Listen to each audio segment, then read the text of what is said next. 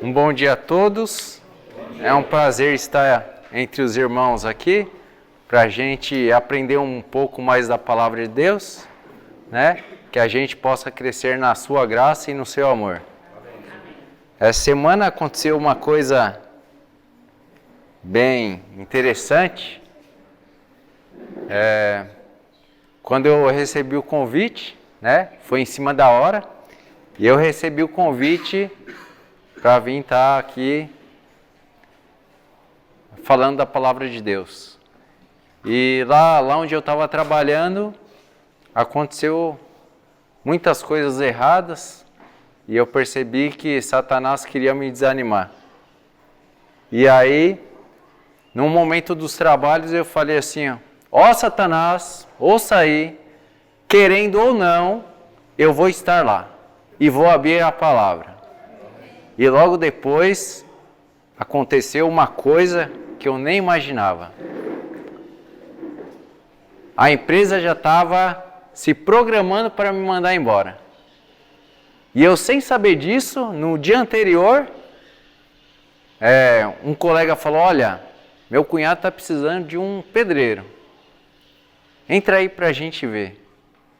E aí eu entrei, comecei a conversar com ele e ele falou, eu estou precisando e é para essa semana que vem, se você puder. E eu nem sabia de nada, que no dia próximo eu já ia ser mandado embora. Foi o homem que desafiou o diabo, mas Deus interveio antes dele fazer Então a gente vê que se eu e você estamos aqui nessa manhã, é que a gente tem que ouvir a mensagem que Deus preparou. Eu peço que os irmãos abram as suas Bíblias em Ezequiel. Ezequiel capítulo 8.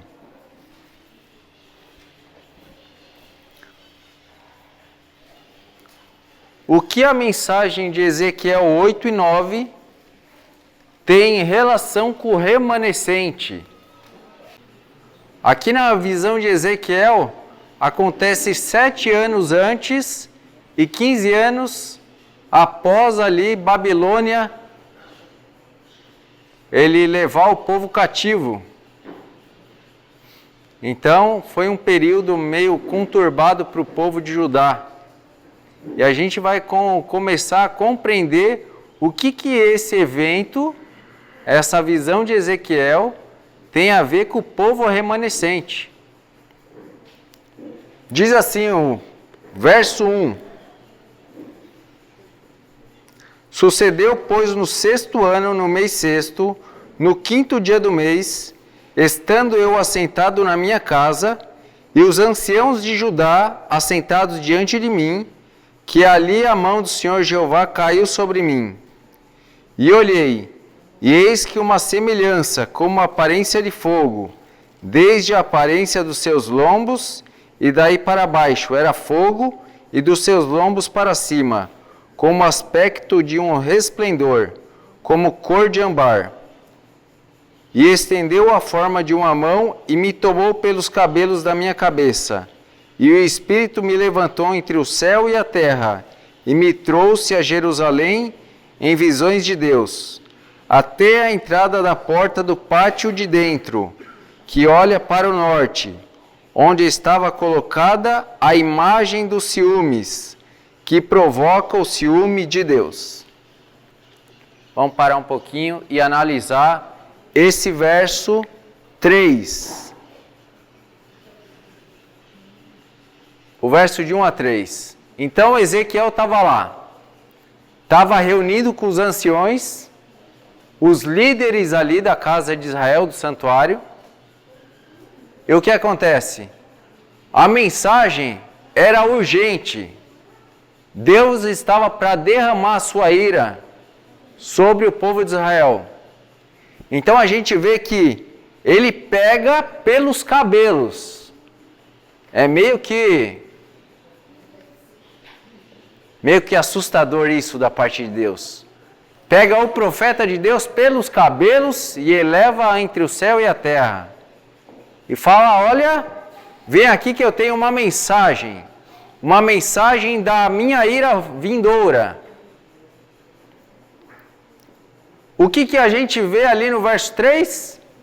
O que está fazendo no santuário, perto da porta de entrada, uma imagem de ciúmes.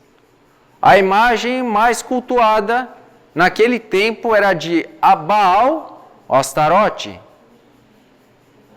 E o que tinha a ver essa imagem na porta? Diz assim o verso 3. Onde estava colocada a imagem dos ciúmes, que provoca o ciúme de Deus. Então a gente fica imaginando, se estava uma imagem ali, à porta, que imagem é essa? Que provoca a ira de Deus. A gente começa a ver que Deus, o santuário era para ser adorado o Deus, o Jeová, o Criador dos céus e da terra. Mas se tinha uma imagem, tinha uma concorrência. O espírito por trás da imagem a Baal é o próprio Satanás. Então a gente vê que o que estava fazendo Satanás e Deus dentro do santuário. E a gente continua ainda. Diz assim agora o verso 7, verso 4. E eis que a glória do Deus de Israel estava ali, conforme a semelhança que eu tinha visto no vale. Então a gente percebe, estava lá a imagem de ciúmes e a glória de Deus. Então a gente vê, o povo estava não só cultuando Jeová, mas também Baal. Porque ali estava a imagem do Senhor, que Ezequiel tinha visto onde? No vale, quando ele pegou pelos cabelos. E disse: Filho do homem, levanta agora os teus olhos para o caminho do norte. E levantei os meus olhos para o caminho do norte, eis que da banda do norte, à porta do altar, estava a imagem de ciúmes à entrada. E disse: Filho do homem, vês tu o que eles estão fazendo? As grandes abominações que a casa de Israel faz aqui, para que me afaste do meu santuário? Mas verás ainda maiores abominações. Então a gente começa a compreender o quê? O que tem de errado na minha forma de adoração que está afastando Deus da igreja? É muito fácil a gente falar, olhar para o outro e falar, olha, está acontecendo isso, lá com o outro. Mas e eu? Como está servindo a minha adoração na casa de Deus? É para a gente refletir isso. Isso para Deus é abominação. Quando eu coloco uma imagem, quando eu dou lugar a um adversário que entra em conflito com Deus. Porque ali, o santuário foi feito para adoração a Jeová. E eles tinham colocado à porta uma imagem.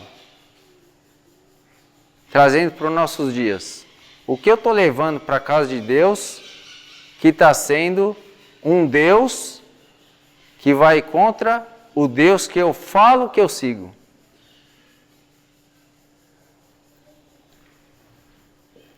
Continuando, verso 7. E levou-me à porta do átrio. Então olheis, e eis que havia um buraco na parede. E disse-me, Filho do homem, cava agora naquela parede. E cavei na parede, e eis que havia uma porta. Então me disse, entra e vê as malignas abominações que eles fazem aqui. E entrei e olhei. E eis que toda forma de répteis e de animais abomináveis e de todos os ídolos da casa de Israel estavam pintados na parede em todo o redor. E 70 homens dos anciãos da casa de Israel, com Jazanias, filho de Safã, que se achava no meio deles, estavam em pé diante das pinturas, e cada um tinha na mão um incensário, e subia uma espessa nuvem do incenso. Então me disse: viste, filho do homem, o que os anciãos da casa de Israel fazem nas trevas, cada um nas suas câmaras pintadas de imagens? E eles dizem: o Senhor não nos vê, o Senhor abandonou a terra. Agora tem uma coisa interessante que você pode notar e você vai interligar. Da onde ele estava vendo? Das bandas do norte. Você lembra de Ezequiel? O que o profeta fala aonde Satanás queria instalar o reino dele nos céus? Da onde era? Do norte. Faz referência ao reino de Satanás.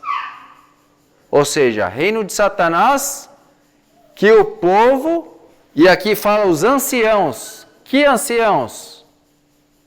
Quem são os anciãos? Os líderes. Tem instalado dentro da casa de Deus. Olha, a gente vai servir a Deus, mas também tem um pouquinho ali de Satanás. E às vezes nós, como membros, não estamos apercebidos a isso. É por isso que o Senhor fala assim a Ezequiel: Ezequiel, olha para cima, olha mais para o alto. Você ainda não está vendo.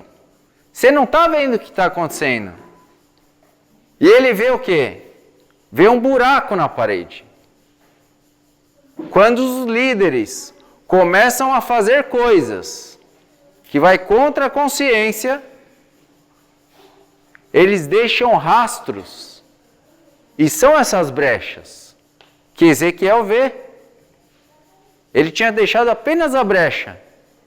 E o que o povo de Deus é nesse tempo?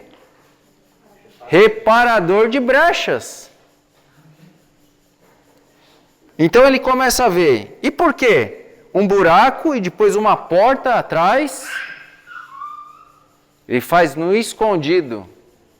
O que eles estão planejando no escondido, a gente só vê o rastro. Verso 13.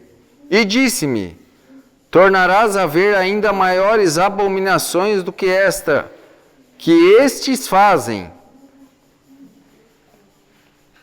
Então tem coisa pior do que a liderança que cultua Satanás, pensando eles que estão cultuando a Deus. Tem coisa pior do que isso? E diz o Senhor a Ezequiel em visão, verso 14: e levou-me à entrada da porta da casa do Senhor, que está da banda do norte, e eis que estavam ali mulheres, assentadas, chorando por Tamuz. Quem era Tamuz? Tamuz era um deus, o deus da fertilidade, o que fazia as terras ficarem férteis, né? Também simbolizava ali a sensualidade. E as mulheres estavam fazendo o quê? Chorando por Tamuz. Porque segundo a lenda, Tamuz, esse deus Tamuz, pagão, todos os anos ele morria. E todos os anos ele ressuscitava, quando era pranteado. E o que isso dá referência? Se a gente aprende que a imagem causava ciúmes em Deus, você sabe que tudo que Deus faz, o Satanás ele copia. Então Tamuz, ele morria e ressuscitava todo ano. Olha, referência à morte e ressurreição de Jesus. Então sempre tem uma cópia barata de Satanás.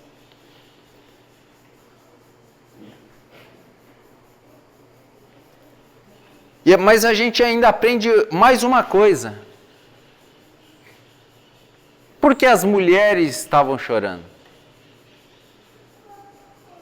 Por um ídolo. A gente começa a compreender.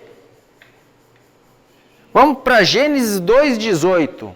Qual é o papel da mulher no corpo de Cristo?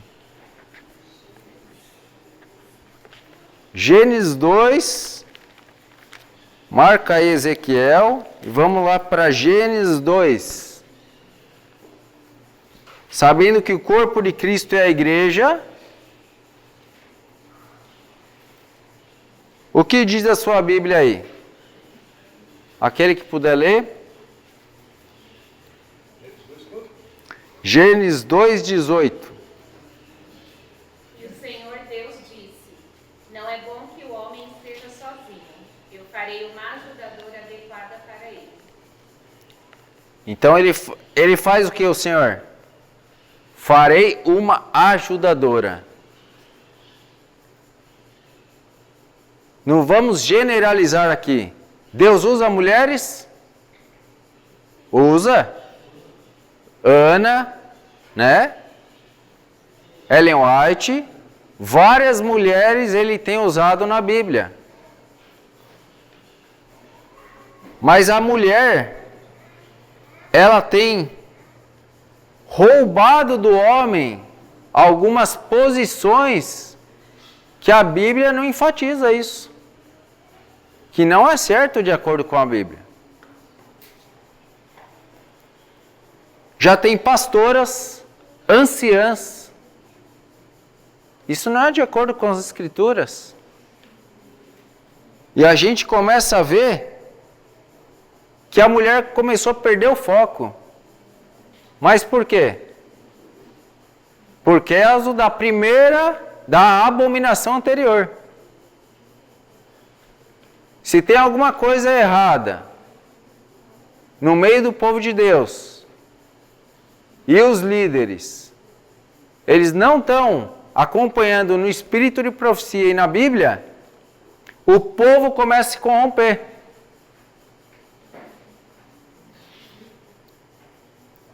E o que teria de mais abominável que isso?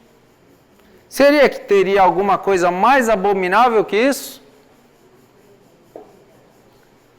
Está lá no verso Ezequiel 8:16.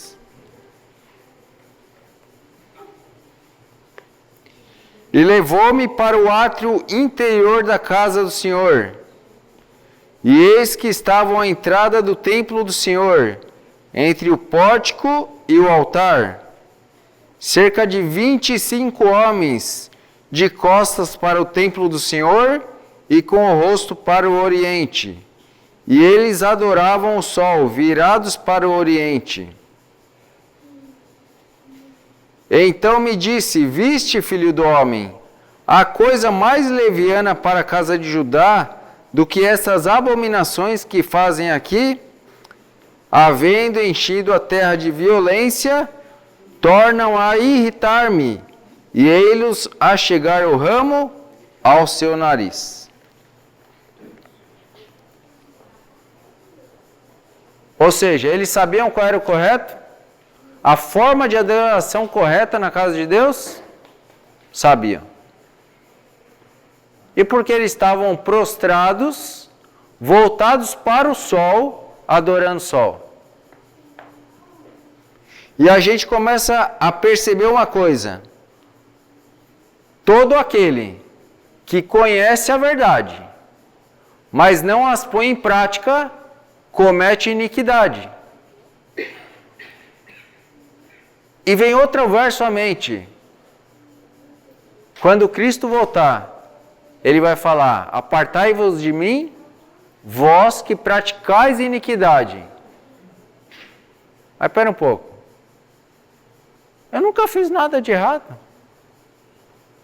Mas também não fez o certo. Você sabia do certo. Está acontecendo alguma coisa de errada. Quem se cala, consente. Ah, mas será que eu não vou desagradar alguém? A gente depois vai ver mais para frente que o Espírito de Profecia fala sobre isso. Nós temos grande luz como povo de Deus, como remanescente. Temos grande luz.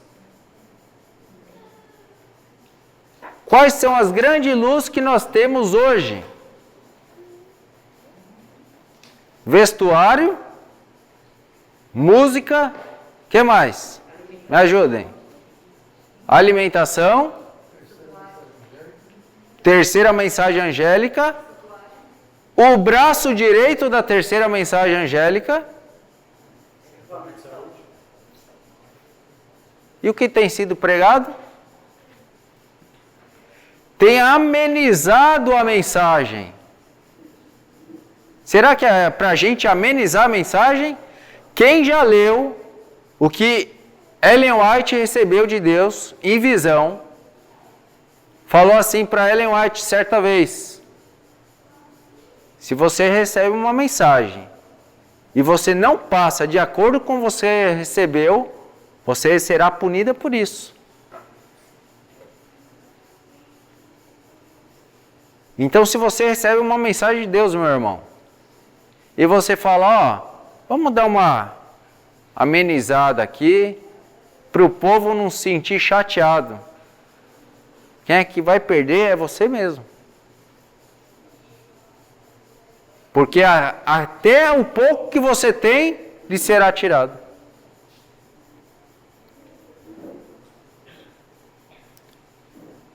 Então, o Senhor apresentou a Ezequiel o que o povo estava fazendo de errado. E que precisa ser mudado. Antes que venha a sua ira.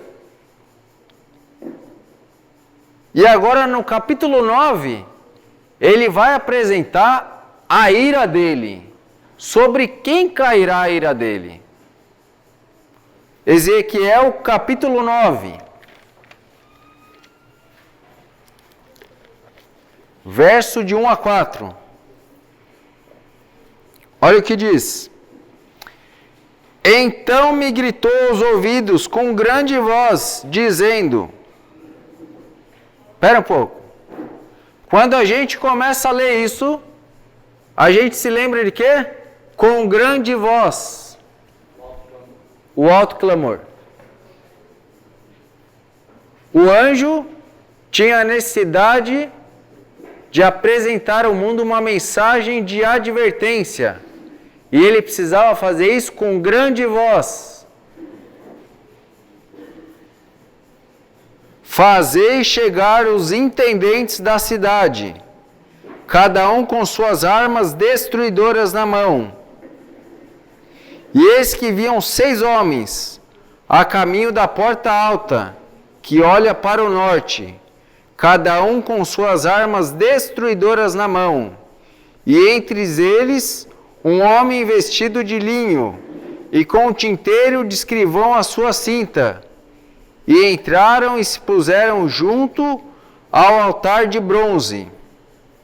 E a glória do Deus de Israel se levantou do querubim, sobre o qual estava, até a entrada da casa, e clamou ao homem vestido de linho, que tinha o tinteiro de escrivão à sua cinta, e disse-lhe, Senhor, disse-lhe o Senhor, passa pelo meio da cidade, e pelo meio de Jerusalém, e marca com sinal as testas dos homens que suspiram e que gemem por causa de todas as abominações que se cometem no meio dela. O que a gente aprende aqui de 1 a 4? O selamento começou. A primeira mensagem angélica começou. O selamento. E se o selamento começa, a gente vai ver Quando é que o selamento começa? E por onde que ele começa?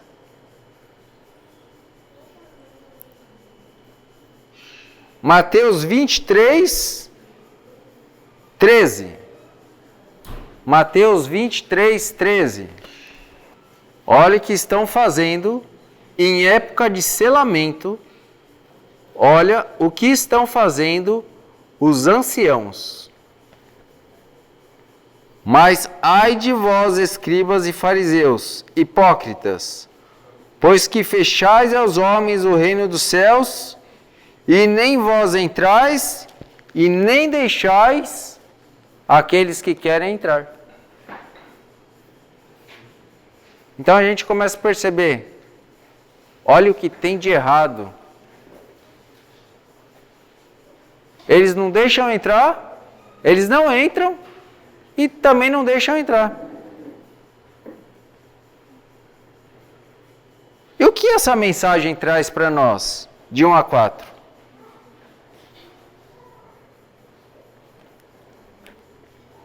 Vamos reler o 4.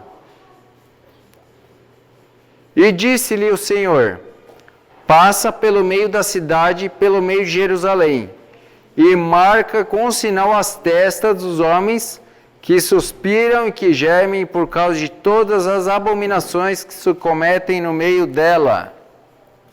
Espera um pouco. Ia marcar quem? Os observadores do sábado? É isso que o anjo ia marcar? Não. Por quê? Porque todo mundo já guardava o sábado. Mas quem seria marcado? Pelo homem vestido de linho que tinha um tinteiro na mão. Aqueles que sofrem e gemem por causa das abominações que se cometem no meio da igreja. E como é esse sofrer? Como é esse sofrer? Não é acusar. O sofrer aqui é orar por eles, exortá-los. E tem duas coisas aqui. A gente não pode acusá-los e se afastar deles. Abrir grupos independentes. Isso a Bíblia e o Espírito de Profecia não apoia. Eu sei que tem muita coisa errada, mas eu tenho que adverti-los, orar por eles, entrar no meu quarto e orar por eles. Senhor, abre os olhos da nação, abra meus olhos, para que eu não seja contaminado. Talvez a gente se fala assim, nossa, mas o que aconteceu com a igreja? A igreja se esfriou. Quem é a igreja? Eu sou a igreja. Então vamos fazer uma autoanálise. Como eu tenho me comportado, como eu tenho vivido a mensagem que a igreja prega, que a igreja tem. Porque o que o irmão estava falando aqui mais cedo, é muito fácil a gente olhar para o outro e falar assim, olha, que ele ali tem um erro tal, o fulano está fazendo tal erro, e quando a gente vai para a autoanálise, a gente descobre um monte de pontos que a gente não está andando de acordo com a mensagem que nós pregamos. Então é ficar, exortar e pedir ao Espírito Santo que Ele nos abra os olhos espirituais.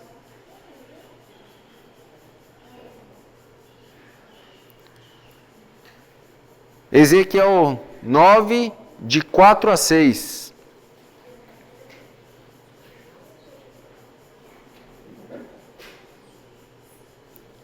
E disse-lhe o Senhor, aqui é a ira de Deus caindo sobre o povo. Passa pelo meio da cidade, pelo meio de Jerusalém, e marca com sinal as testas dos homens que suspiram e que gemem por causa de todas as abominações que se cometem no meio dela. E aos outros disse, ouvindo eu, passai pela cidade. E aos outros quem? Aquele homem vestido de linho ia passar marcando. A testas de todos? Não. Só daqueles que ficaram, exortaram e oraram por eles. E depois os outros homens, com armas destruidoras na mão. E por que é enfático em dizer armas destruidoras? Porque o anjo do Senhor se acampa ao redor daqueles que os temem e os livra. É uma arma para proteger. Mas aqui no caso é arma destruidora. E o que ele faz com armas destruidoras? Olha o que diz, verso 5. Passai pela cidade após ele e feri. Não poupe o vosso óleo, nem vos compadeçais. Matai velhos e jovens, virgens e meninos e mulheres, até exterminá-los. Mas a todo homem que tiver o sinal, não vos chegueis. E começai pelo meu santuário. E começaram pelos homens mais velhos que estavam diante da casa. E para confirmar isso, vamos para 1 Pedro 4,17. 1 Pedro 4, verso 17. Porque a ocasião de começar o juízo pela casa de Deus é chegada. Ora, se primeiro vem por nós, qual será o fim daqueles que não obedecem ao Evangelho de Deus? Então, peraí um pouquinho. Por que começa pela casa de Deus? Porque eles têm os oráculos de Deus. Então o juízo começa sempre por cima, não por baixo. Nós temos a riqueza. Deus não vai começar o julgamento porque não tem nada. Eles não sabem diferenciar da mão direita da esquerda. Eles vão começar pelos assembleanos? Não estou falando contra a igreja nenhuma, mas eles não têm a mensagem de saúde, eles não têm a mensagem de educação, a mensagem da música. Eles não têm a mensagem, as mensagens santificadoras para o povo de Deus nos últimos dias. Essas pessoas não têm. Como eu vou cobrar algo, como Deus vai cobrar algo de alguém que não sabe a verdade? De alguém que não tem a verdade. Por isso que começa por nós. Começa pela casa de Deus. Começa pelos adventistas do sétimo dia. Porque nós temos a verdade. Se nós falamos que andamos na verdade e não andamos, somos o quê? E quem é o pai da mentira? De que lado que a gente está?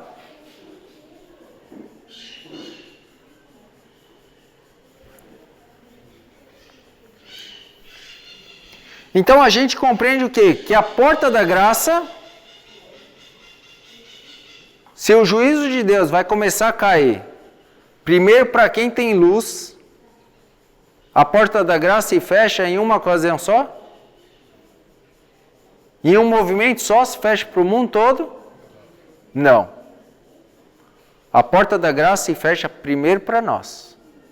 Porque nós temos luz e temos responsabilidade diante do mundo. E a gente lê um pouquinho mais anterior, vamos se lembrar. Por causa que a terra se enche de violência. Por que a terra se enche de violência?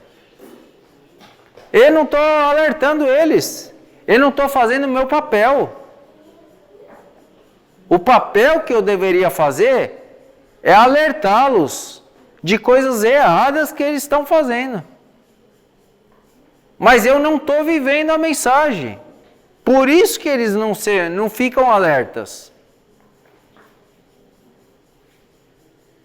Faço o que eu faço, mas não faço o que eu faço. Faça o que eu falo, né? mas não faço o que eu faço. Não é assim. Com cristão isso daí não vai pegar. Como o irmão falou mais cedo, você vai pregar o evangelho e, se necessário, você fale.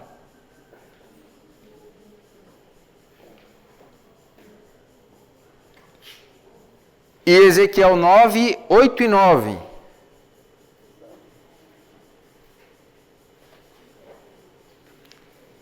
Então me disse, a maldade da casa de Israel e Judá é grandíssima, e a terra se encheu de sangue, e a cidade se encheu de perversidade. E eles dizem, o Senhor deixou a terra, o Senhor não vê.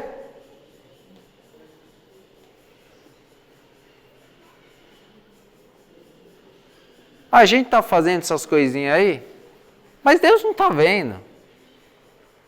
É só um altarzinho, é só um sambinha, um pagodinho. Essa alimentação aqui, Deus, o que leva é o coração. Deus está vendo a intenção do seu coração.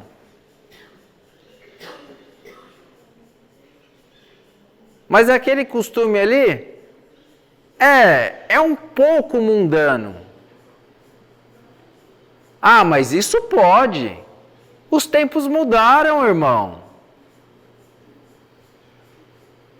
Será? É assim? Mas vai ficar mais atrativo. O que muda? É a emoção ou é a palavra? Mas então Deus errou, porque o que ele escreveu, que mudou muita gente no passado, hoje em dia não muda mais. Não é assim que funciona. O que diz o Espírito de Profecia a respeito desses assuntos?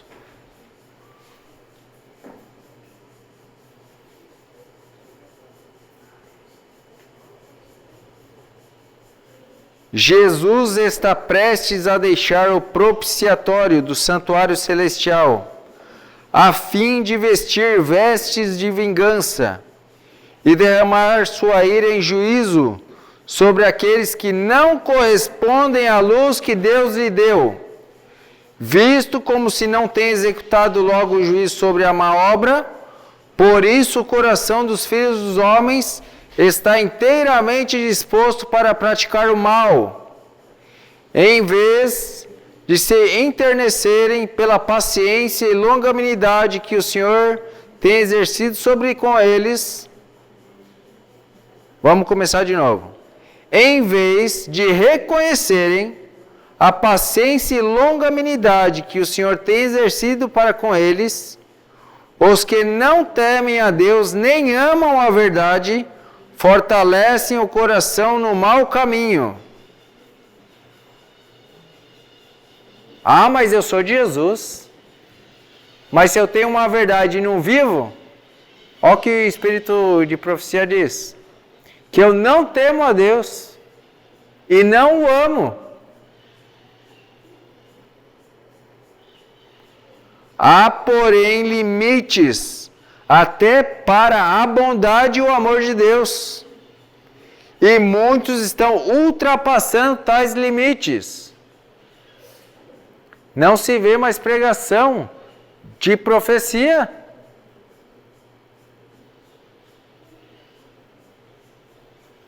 Parece que sumiu da igreja.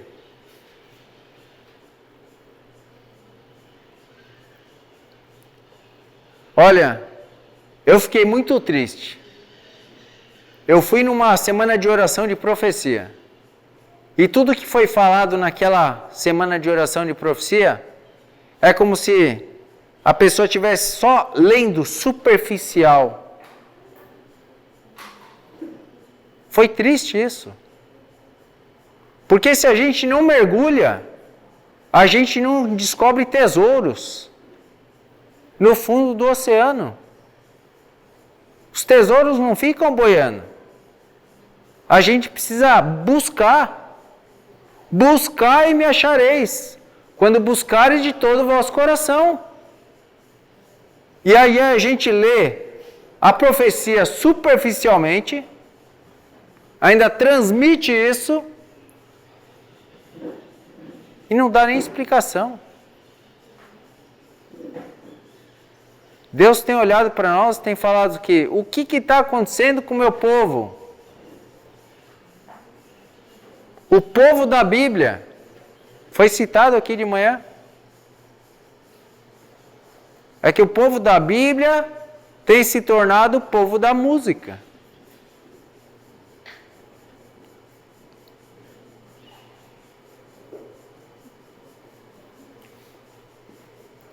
Com infalível precisão, o ser infinito ainda mantém, por assim dizer, uma conta com todas as nações, enquanto sua misericórdia se oferece com convites ao arrependimento, esta conta permanecerá aberta.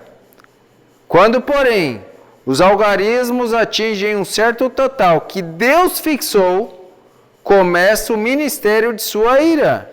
Encerra-se a conta, cessa a paciência divina. Não há mais intercessão de misericórdia em favor delas. Não há. Por isso que se nós hoje ouvirmos a sua voz, não endurecemos o nosso coração. Ah, mas amanhã eu vou parar de beber café. Não, é hoje. Mas amanhã eu vou parar de fazer aquilo, de dar aquele mau exemplo, aquele outro. Eu vou ter coragem, vou falar, vou aconselhar aquele irmão. Não, não é amanhã, é hoje. E se ele morrer no mau caminho hoje?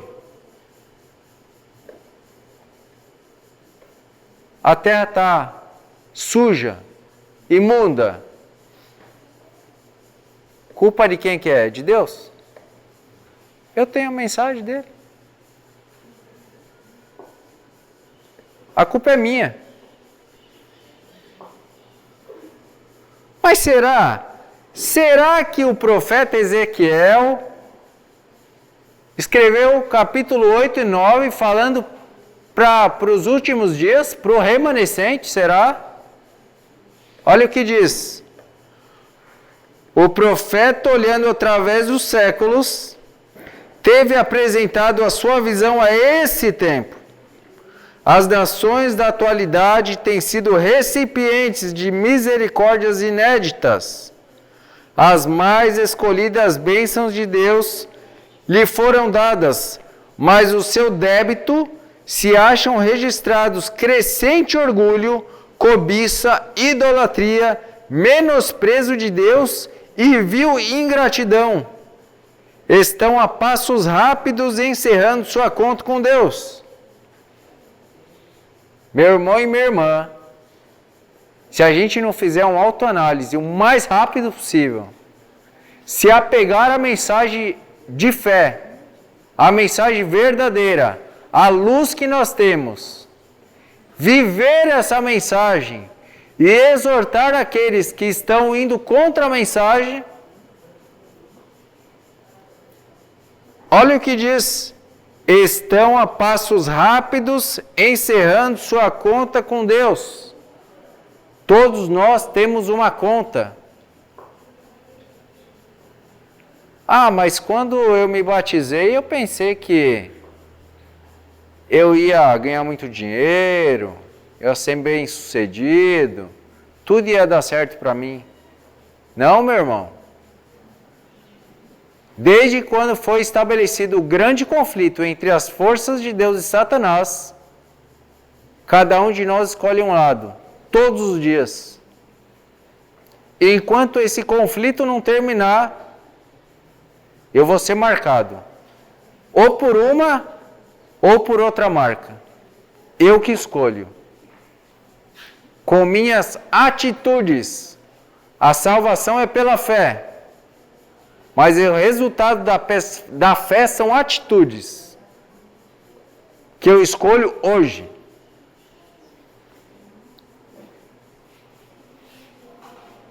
e diz assim: mas o que me faz tremer é o fato de que aqueles que têm tido a maior luz e privilégios tornaram-se contaminados pela iniquidade que prevalece, influenciados pelos injustos que os cercam.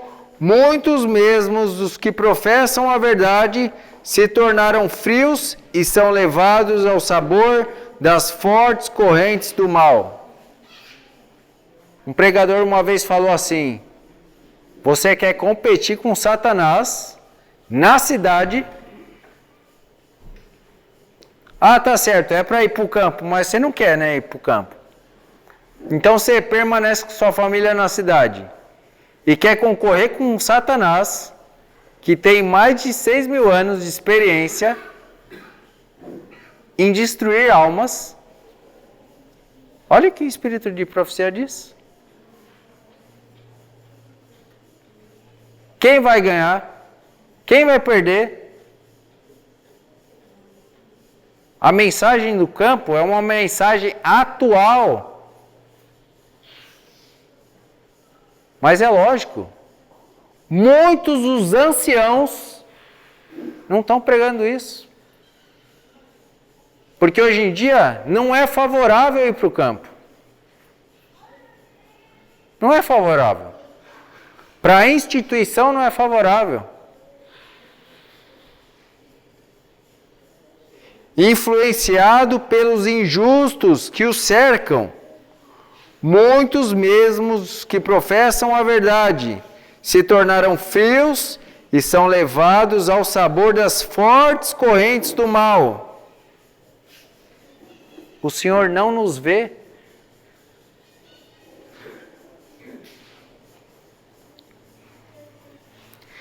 O geral escárnio lançado contra a verdadeira piedade e santidade leva os que não se acham intimamente ligados a Deus a perder sua reverência por Ele. Se seguissem a luz de coração e obedecessem à verdade, essa santa lei lhes parecia mesmo mais preciosa. Quando assim, desprezada e rejeitada, tem sido rejeitada.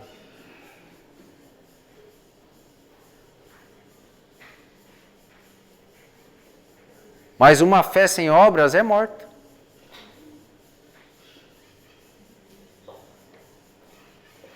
Agora pense para analisar. O barco é a sua vida. O remo direito é a fé. E o esquerdo é as obras. Eu tenho fé, vou para onde? Vou para onde com a fé? Não vou para lugar nenhum. Fico girando. Nunca chego na Canaã celestial. Agora, se eu tiver os dois remos funcionando, aí eu vou chegar lá.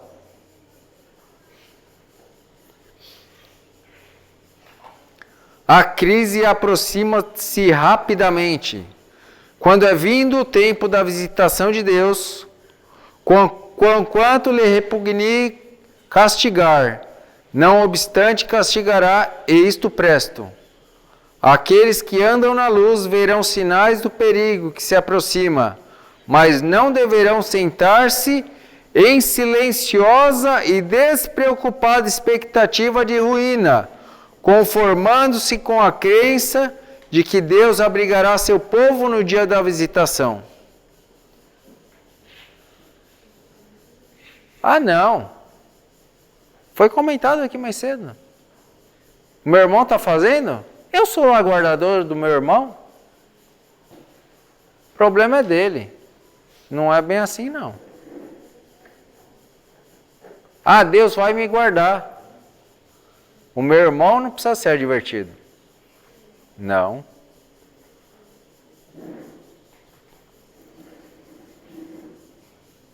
Eu tenho que orar por ele? Sim. A oração feita por um justo pode muito em seus efeitos. Tiago 5,16.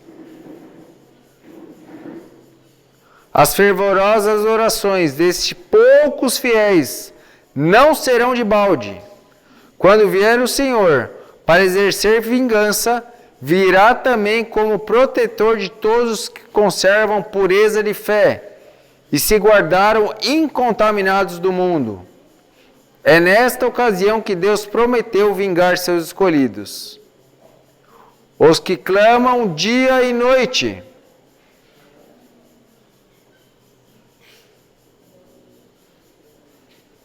Então, se eu tenho um ministério de intercessão, quantos têm um ministério de intercessão? Todos. Todos têm esse ministério. Mas só aqueles que põem em prática o ministério da intercessão é que serão selados. Por quê? A ordem passa pelo meio da cidade, pelo meio de Jerusalém, do meu povo remanescente, e marca com sinal as testas dos homens que suspiram e que gemem por causa das abominações. Então, se o irmão está cometendo pecado, se está indo por um mau caminho, e eu não alertá-lo, e não orar por ele, interceder por ele, a culpa também é minha. Os que suspiram e que gemem.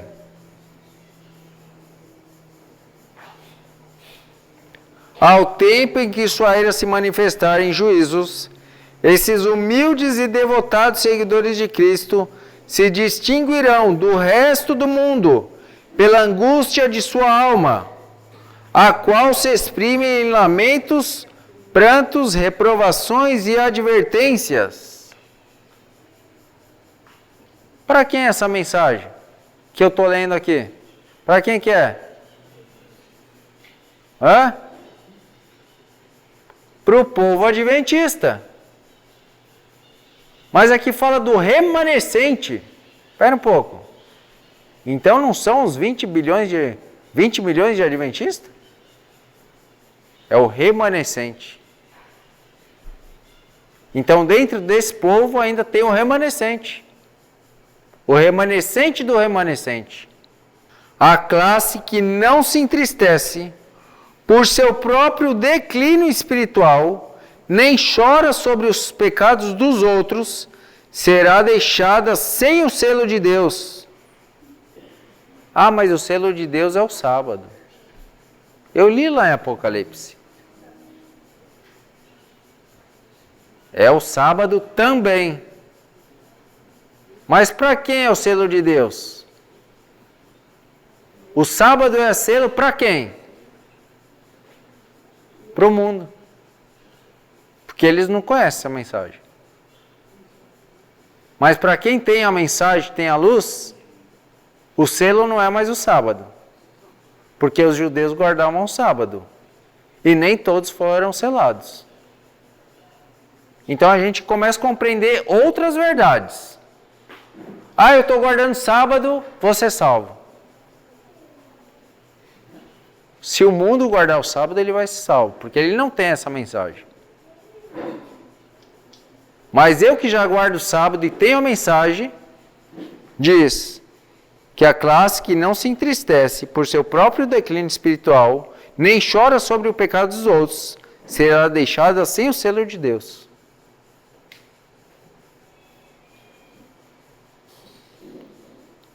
Vemos aí que a igreja, o santuário do Senhor, foi a primeira a sentir o golpe da ira de Deus. Os anciãos, aqueles a quem Deus dera grande luz e que haviam ocupado o lugar de depositários dos interesses espirituais do povo, haviam traído seu depósito.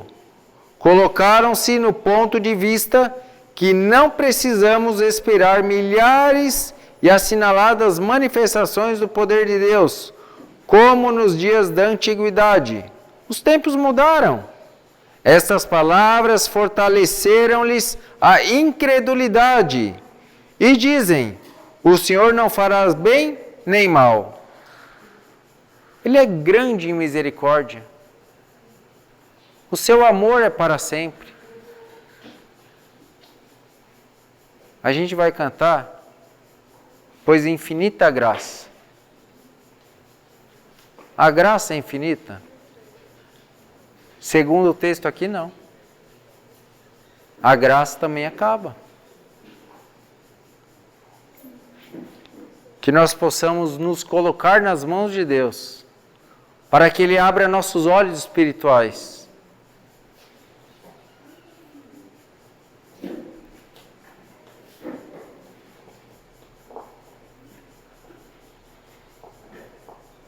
Que nós possamos também alertar os anciãos da casa de Deus. Pois diz o Espírito de profecia, esses cães mudos que não querem ladrar, são aqueles que sentirão a justiça e a vingança de um Deus ofendido. Homens, virgens e crianças, todos perecerão juntos. Nós temos que amar essas pessoas. E que diz o apóstolo Paulo? Não é ficar falando sobre os anciãos. Chega junto. Irmão, está acontecendo isso. Olha o que diz o Espírito da profecia. Chega junto. É minha responsabilidade.